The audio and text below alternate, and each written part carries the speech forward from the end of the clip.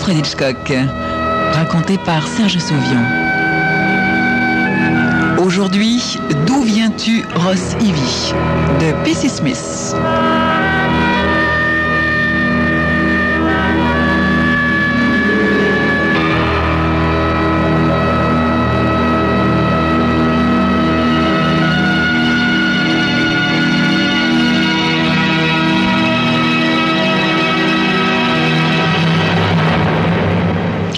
Une de finie, pense Roy Ivy en engageant sa voiture dans l'allée du garage.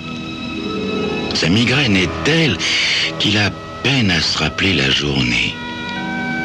L'idée du bourbon bien tassé qu'il attend lui donne toutefois le courage de couper le contact et de sortir de sa voiture.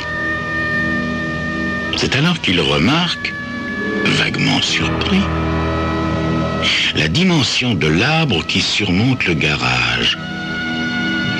Il se dit qu'il n'a pas dû le regarder depuis longtemps, car il l'imaginait nettement plus petit. La fatigue, sans doute. Son porte-documents sous le bras, il escalade les marches du perron et introduit sa clé dans la serrure.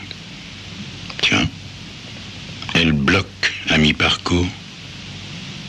Il la ressort, la tâte, reconnaît sa forme familière. Il la réintroduit avec soin aussi loin que la première fois, avant qu'elle ne bloque. C'est insensé, grommelle-t-il en sonnant. Les notes du carillon retentissent et, à nouveau, le silence. Quelque chose ne colle pas. Mais enfin, où est passé Fritz? Il devrait aboyer comme un fou.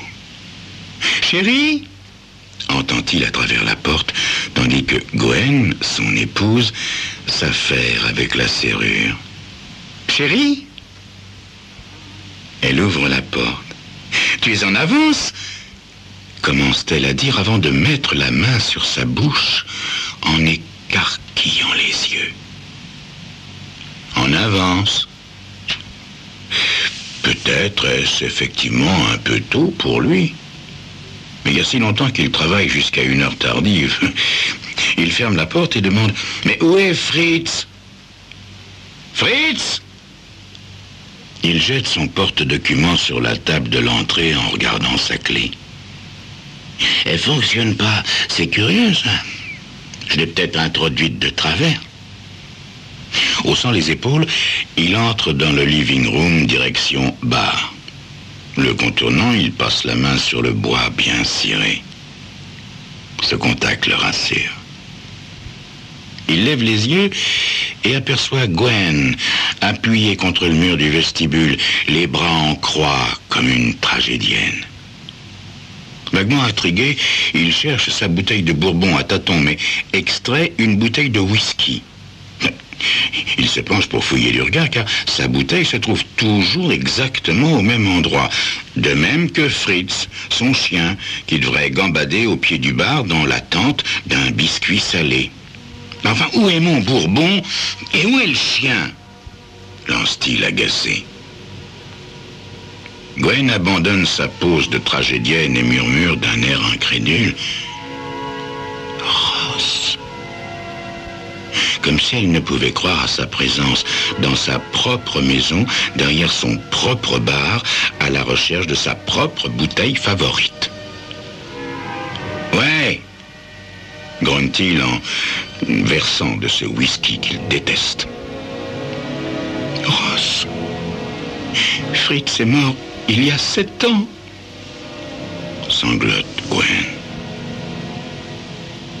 Sous le choc causé par cette absurdité, Ross secoue la tête et regarde sa femme qui lui semble tout à coup très étrangère.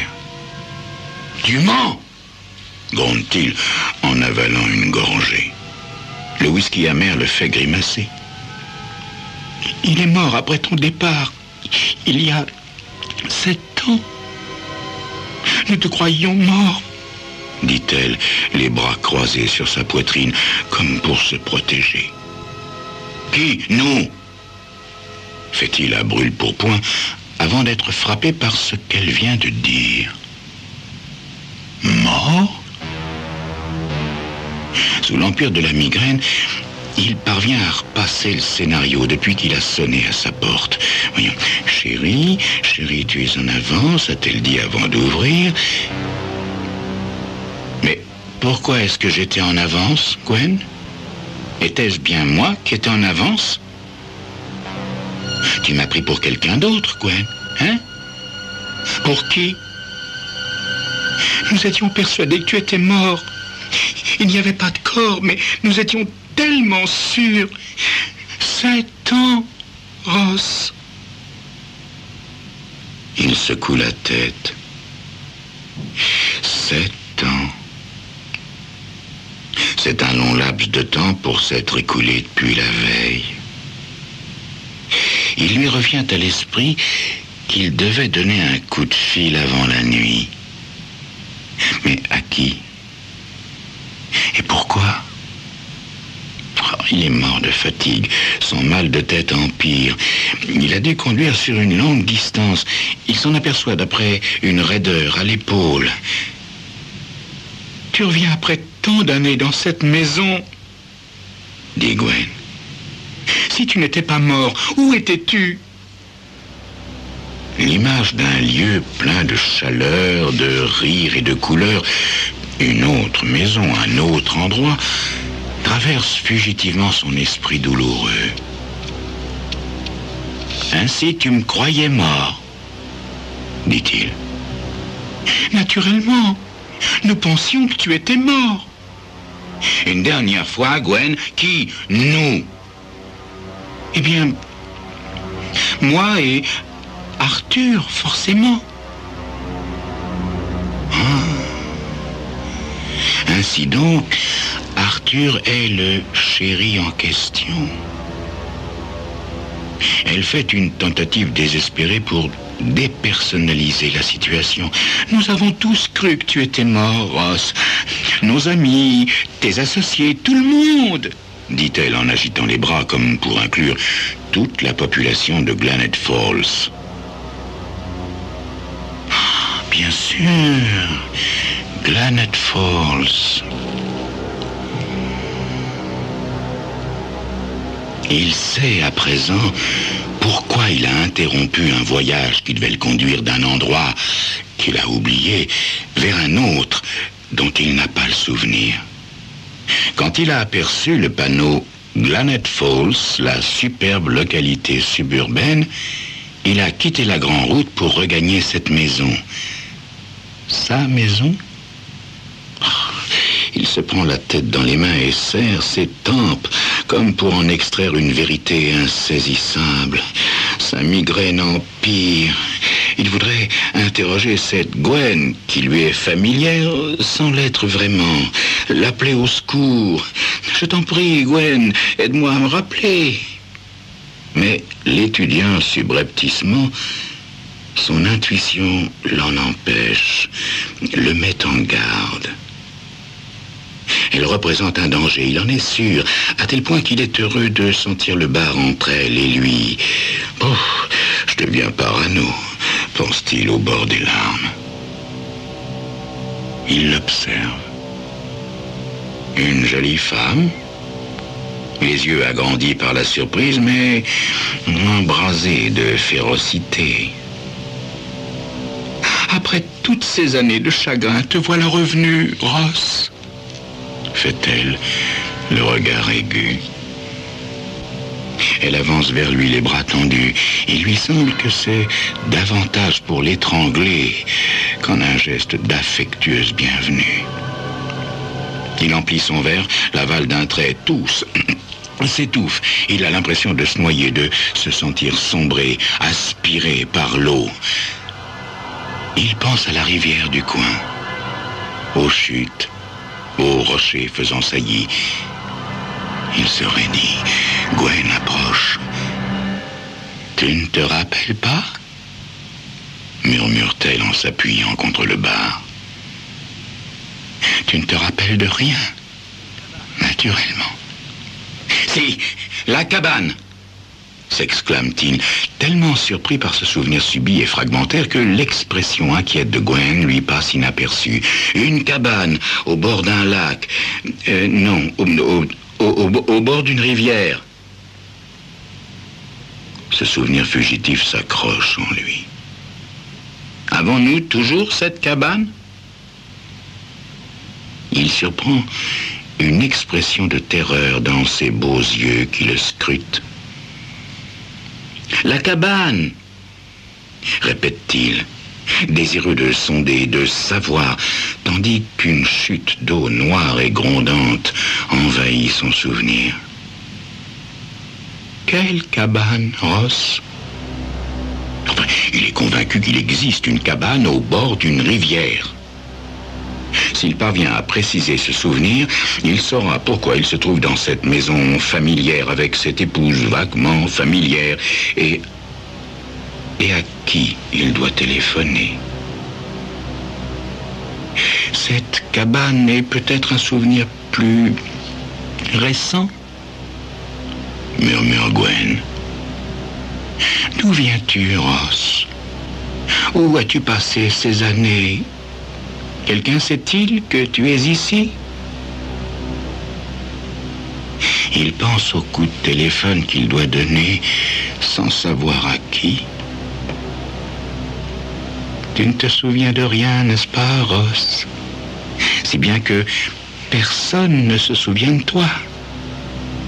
Sauf moi. Il faut fêter ça, Ross. Il engloutit un troisième verre sans répondre. Ce qui est essentiel, c'est ce gouffre qui vient de s'ouvrir dans sa vie avec ses bribes de souvenirs cuisants, douloureux. Le chien heureux et frétillant, le bourbon à sa place, une cabane sur la rivière, une cascade sur les rochers, un bloc de rochers. Il sent sa tête exploser. Un rocher, l'eau qui se referme sur lui, l'eau noire, froide, lui coupant la respiration. Nous allons fêter ton retour, n'est-ce pas, Ross? L'entend-il conclure. L'essentiel est que tu sois revenu. Il hoche la tête. Je vais me changer, dit-elle en s'écartant du bar. Il la regarde traverser le living room, les yeux écarquillés, sans la voir, sans l'entendre. Revenu à sa vie passée, il commence à se souvenir de la façon dont il a été assassiné.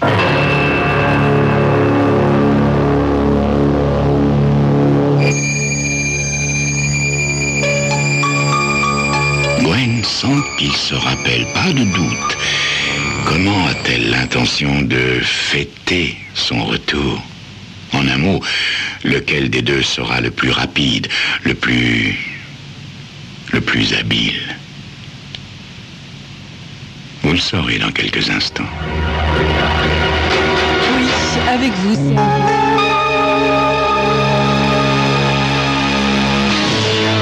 Tandis que Gwen quitte le living pour aller se changer afin de fêter leur retrouvaille, Ross s'agrippe au bas de toutes ses forces.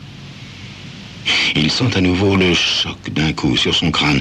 Il en est assommé comme la première fois, 7 ans plus tôt, à tel point que la pièce s'obscurcit et tangue. Elle tangue comme la barque, 7 ans auparavant, alors qu'il recevait un coup violent et qu'il entendait, avant de sombrer, une voix d'homme dire « Glenette Falls m'appartient, et Gwen aussi. » Glenette Falls. Un lotissement construit au bord de la rivière. Un site dont il était le propriétaire. Il devait donc en être le promoteur.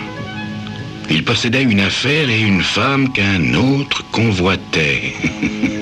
Il en rirait presque parce qu'aujourd'hui, il n'a plus du tout envie de cette femme et de cette affaire. Qui suis-je? À qui dois-je téléphoner à tout prix avant la nuit? se demande-t-il en ouvrant les yeux et en considérant le living de son chez-soi étranger, mortel. Il contourne le bar en se tenant au bord, traverse la pièce en courant à la recherche d'un téléphone. Il sait que la maison possédait plusieurs postes. Il parcourt le vestibule des yeux en tous sens. Rien. Pas de lumière non plus venant de la grande chambre à coucher dont la porte, au fond du vestibule, est fermée. C'est là, il en est sûr, qu'elle téléphone. À qui encore? Arthur. La barque. Granite Falls m'appartient, Gwen aussi. Il entre dans une cuisine et donne de la lumière. La mémoire commence à revenir à force de se déplacer dans un environnement jadis familier. Le téléphone mural à côté de la fenêtre au volet clos n'a pas changé de place. Il traverse le sol carrelé, pose doucement un doigt sur le bord du berceau du récepteur, le soulève avec 1000 précautions et entend Gwen, complètement affolée, dire à mi-voix « Arthur chéri, il est revenu, il est ici !» Il se sent mal. Il avale sa salive en posant la main sur le microphone, car il est certain que ce bruit peut s'entendre. Le whisky qu'il déteste n'arrange pas les choses. Un point de douleur lui transperce l'estomac. La nausée le submerge. Il inspire à fond pour se calmer. Je n'en crois rien. La voix de la barque. La voix du souvenir, cette voix détestable qui disait, le voyant sombrer, « Granite Falls m'appartient, Gwen aussi !»« Non, ce n'est pas possible, ça ne peut pas être lui !» proteste cet homme qui ne se résout pas à croire qu'il a tué sans tuer. « Puisque je te le dis !» s'exclame Gwen, la voix rauque. Il est dans le bar, il boit du scotch en se plaignant. Il ne sait absolument rien. Il ne se rappelle absolument de rien. Viens vite, Arthur, et cette fois, fais ton boulot convenablement. Arthur pousse un gémissement audible et Ross Aivai, ou plus exactement celui qui n'était plus Ross Aivai, mais un homme maladroitement tué, pousse un gémissement inaudible. Je me moque de la façon dont tu le feras, continue Gwen implacablement. Mais fais-le. Il a une voiture, tu peux le mettre dedans et le laisser quelque part sur la route. Tu ne comprends donc pas, il est quelqu'un d'autre à présent. Il n'y a plus rien à craindre, il ne peut plus parler. Viens, chérie. Ross entend un déclic et raccroche à son tour. Il reste dans cette cuisine brillamment éclairée, ravalant son désespoir, puis, calmement, traverse à nouveau le sol carrelé et éteint la lumière. Ses pas sont étouffés par la moquette du vestibule et il ouvre sans aucun bruit la porte de la chambre à coucher. Elle est debout, il lui tourne le dos devant sa garde-robe ouverte. Elle lève le bras pour décrocher quelque chose. Sa respiration est pénible. On dirait presque qu'elle sanglote. Sur la table de chevet, du côté qui avait été le sien, trône la photographie d'Arthur Gordon. Ce cher Arthur. L'ami fidèle, l'associé patient et efficace. N'avait-il pas trouvé le slogan « Superbe localité suburbaine » pour Granite Falls qui, en principe, lui appartient, de même que Gwen. Comme s'il coulait pour la 3e fois, Ross revoit sa vie passée avec ces deux-là. Gwen, son épouse, et Arthur, le chéri de celle-ci. Il se souvient de ses soupçons alors qu'il travaillait d'arrache-pied pour faire fructifier ce petit ensemble immobilier qui s'appelait Granite Falls. Superbe localité suburbaine. Superbe tombeau sous-marin, oui. Il revoit la cabane, la rivière, le bateau, la visite impromptue d'Arthur. Je voulais te faire une surprise. Tu parles. Parce qu'elles ont été comprimées trop longtemps dans les ténèbres de son cerveau, les images défilent, le passé l'envahit, déborde, et la bande sonore vieille de 7 ans lui répète une fois de trop les paroles d'Arthur. Granite Falls m'appartient, Gwen aussi. Mon Dieu, gronde-t-il malgré lui.